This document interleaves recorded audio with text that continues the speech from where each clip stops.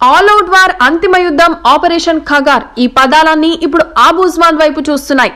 ఆబూస్మాన్ ఈ పదం 20 ఏళ్ల నుండి భారతదేశంలో ఎవరు చూడలేని ఒక బ్రహ్మ పదార్థంగా వినిపించేది. కానీ భారత సైన్యం క్రమంలో ఆబూస్మాన్ ను తమ గుప్పిట్లోకి తీసుకుంటూ ఎన్కౌంటర్ల పరంపరను కొనసాగిస్తూ ఒక్కో అడుగు కొండల వైపు వేస్తుంది. 5 జిల్లాల్లో కనీసం 400 కిలోమీటర్లు విస్తరించిన ఆబూస్మాన్ కొండలు ఇప్పుడు క్రమంగా పోలీసుల గుప్పెట్లోకి వెళ్తున్నాయని ఇటీవల జరుగుతున్న ఎన్కౌంటర్లు ఇందుకు నిదర్శనం. దండకారణ్యంలో తొలిసారిగా జరిగిన భారీ ఎన్కౌంటర్ లో మావోయిస్టు పార్టీ భారీగా మూల్యం చెల్లించుకున్నారు. ఈ భారీ ఎన్కౌంటర్ జరిపిన పోలీసు అధికారులను కేంద్ర బీజేపీ ప్రభుత్వ పెద్దలు అభినందించారు. ఇదే మోకాతో ఆబూస్మాన్ లో దూసుకు వెళ్లాల్సిందిగా ఆదేశాలు జారీ చేశారు. ఆబూస్మాన్ లో ఏం జరుగుతుందక్కడ అంటూ ఆందోళన చెందుతున్న వారి సంఖ్య పెరుగుతుంది. దేశ సరిహద్దుల్లో భీకర యుద్ధాన్ని విన్న మాదిరిగా ఆబూస్మాన్ ఎన్కౌంటర్ గురించి వినవలసి వస్తుందని అంటున్నారు. గత నెల రోజుల వ్యవధిలో సుమారు 79 మంది మావోయిస్టులు ఎన్కౌంటర్ లో మృతి చెందారు అని అక్కడి పోలీస్ అధికారులు ప్రకటిస్తున్నారు. ఇవి కేవలం అంకెలుగానే కనబడుతున్నాయా? అక్కడి ఆదివాసుల మృత్యుఘోషగా మీడియాకు న్యాయ వ్యవస్థకు ఎందుకు కనబడడం లేదు? పోలీసులు అల్లిన కట్టుకథల్ని నిజాలా? ఇప్పటి వరకు అక్కడ జరిగిన ఎన్కౌంటర్లలో వాస్తవ ఎన్కౌంటర్లు ఎన్ని, బూటకపు ఎన్కౌంటర్లు ఎన్ని, ఎన్కౌంటర్ లో మృతి చెందిన వారు మావోయిస్టులు ఎంతమంది, మావోయిస్టులతో సంబంధం లేని ఆదివాసులు ఎంతమంది? ఈ రకమైన అనేక ప్రశ్నలు వ్యక్తమవుతున్నాయి. ఎన్కౌంటర్ జరిగిన ప్రతిసారి మావోయిస్టులు మాపై కాల్పులు జరిపితే ఆత్మరక్షణ కోసం మేము జరిపిన కాల్పుల్లో మావోయిస్టులు చనిపోయారని ఛత్తీస్గఢ్ పోలీసులు చేస్తున్న ప్రకటన కేవలం పగ తీర్చుకుంటున్నట్టు సాగిస్తున్న ఎన్కౌంటర్లుగానే ఇక్కడి వారు అభిప్రాయపడుతున్నారు. భీకర యుద్ధం జరిగినప్పుడు రెండు వైపులా నష్టాలు జరగాలి కదా, మరి ఒకవైపే కుప్పలు కుప్పలుగా నేలకూలుతున్నారు. ఈ ప్రశ్న నుండి అనుమానపు సందేహాలు పుట్టుకొస్తున్నాయి. తమ వాళ్లను కళ్ల ముందు పట్టుకొని కాల్చి చంపారని అనేక సందర్భాల్లో ఆదివాసీ కుటుంబాలు వారు రోధిస్తున్న ఉదాంతాలు వెలుగు చూస్తున్నాయి. అయినా డ్రోన్ల దాడులు, తుపాకుల కాల్పుల మోత, ఎన్కౌంటర్ లో మరణాలు ఆగకపోగా రోజు రోజుకు అవి మరింత పెరిగాయని నిన్న 29 మంది ఎన్కౌంటర్ కు ఉదాహరణగా పేర్కొంటున్నారు. వెంటనే ఎన్కౌంటర్లను ఆపి శాంతి చర్చలు జరిపి ఆదివాసీ ప్రాంతాల్లో భయానక పరిస్థితిని దూరం చేయాలని ప్రజాస్వామికవాదులు కోరుతున్నారు. నిన్న కామ్కేర్ జిల్లాలో జరిగిన భారీ ఎన్కౌంటర్ లో 29 మంది మావోయిస్టులు చనిపోయారు. ఈ సంఘటన దేశ చరిత్రలోనే అతిపెద్ద భారీ ఎన్కౌంటర్ గా రికార్డు నమోదైంది. ఇప్పటి వరకు జరిగిన ఎన్కౌంటర్ లో 10-15 మంది మరణించారు.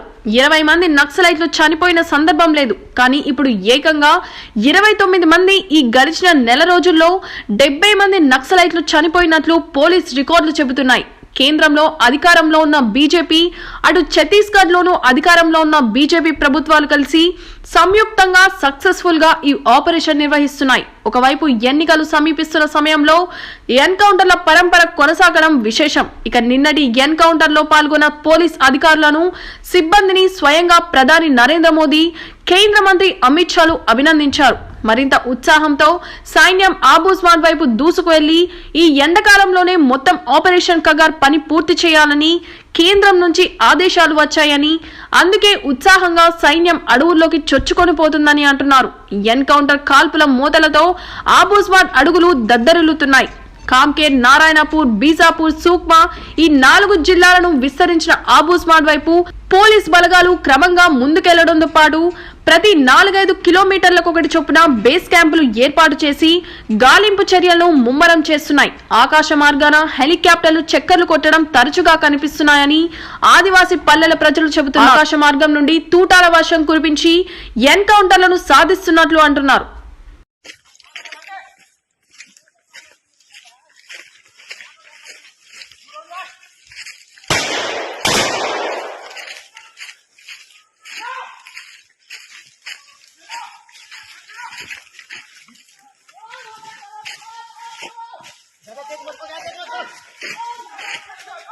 एकदम आगे नहीं, एकदम आगे नहीं, एकदम आगे नहीं, आराम से आड़ लेते हुए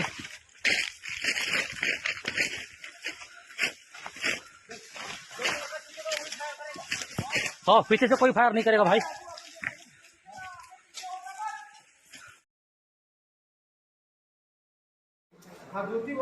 रात को 2 बजे घर जाऊंगा। रात को 2 बजे घर गया था वो लोग। मैं गया नहीं उधर तो यहीं पे ही बैठा हूँ ठीक है।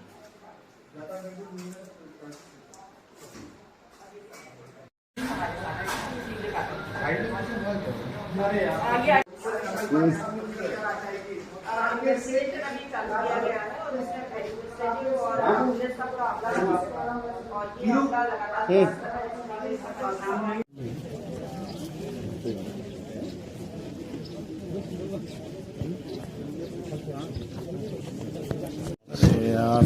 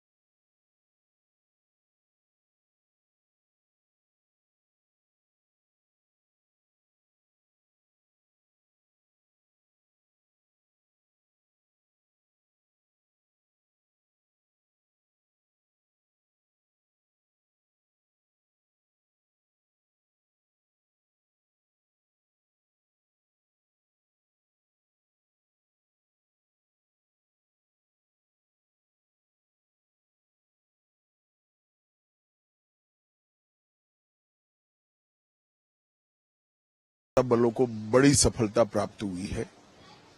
मोदी जी जब से प्रधानमंत्री बने तब से नक्सलवाद और आतंकवाद के खिलाफ एक सातत्यपूर्ण अभियान भारतीय जनता पार्टी की सरकार ने चलाया है और छत्तीसगढ़ में भारतीय जनता पार्टी की सरकार बनने के बाद वो अभियान में और गति आई है। 2014 से ही हमने कैंप लगाना शुरू किया था। 19 के बाद कम से कम 250 कैंप लगे और सुरक्षा वैक्यूम को खत्म किया है।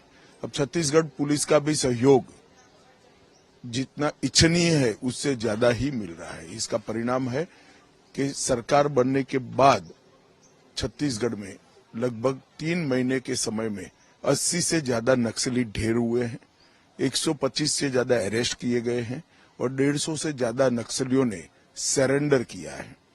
मुझे पूरा विश्वास है कि कॉम्बिनेशन आगे भी चालू रहेगा और बहुत कम समय के अंदर मोदी जी के नेतृत्व में हम देश से नक्सलवाद को उखाड़ फेंकेंगे।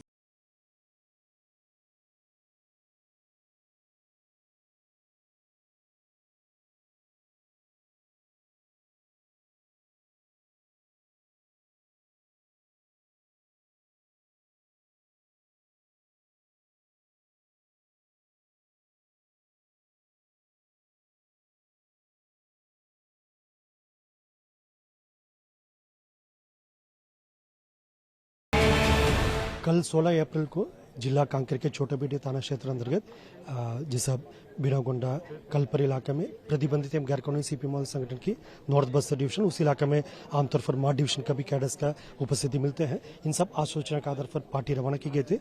डीआरजी कांकेर एवं बीएसएफ के एक संयुक्त अभियान थे और अभियान के दौरान जैसा फायरिंग हुआ और बाद में सर्चिंग में अब तक 29 माओवादी की डेड बॉडी रिकवर की गई थी। उनमें से 15 महिला माओवादी कैडर्स का भी डेड बॉडी है और उनका शिनाख्ती कार्रवाई की जा रही है। अभी 2 माओवादी कैडर्स का शिनाख्ती एस्टेब्लिश हुआ, उसमें एक डीवीसी शंकर, दूसरा डीवीसी ललिता का भी पता चल रहा है। फिर भी ऑथेंटिक जो आइडेंटिफिकेशन जो प्रक्रिया जैसा पूरा प्रोसेस कंप्लीट होने के बाद हम शेयर करेंगे। ये हमेशा सीपी मोदी संगठन द्वारा चुनाव को बॉयकॉट करते हैं और चुनाव के दौरान किसी हिंसात्मक गतिविधि का अंजाम देने को उनके साजिश रहते हैं। इसे देखते हुए पूर्व में भी 2023 विधानसभा इलेक्शन में भी हमने काफी कुछ एक प्रभावी रूप से जो व्यवस्था कर रखा था, उससे मोदी द्वारा कोई बड़ी घटना का अंजाम नहीं दे पाए थे। और इस साल में भी उनके जो भी साजिश रहा उसको विफल करने के उद्देश्य से हमारे पास जो रिसोर्स है उसी को लेकर हम लोग लगातार होमवर्क कर लिया है। और उम्मीद है मतलब दोनों बस्तर का जो 19 तारीख का इलेक्शन और कांकेर लोकसभा का 26 का इलेक्शन शांतिपूर्ण और व्यवस्थित तरीके से कंप्लीट होगा।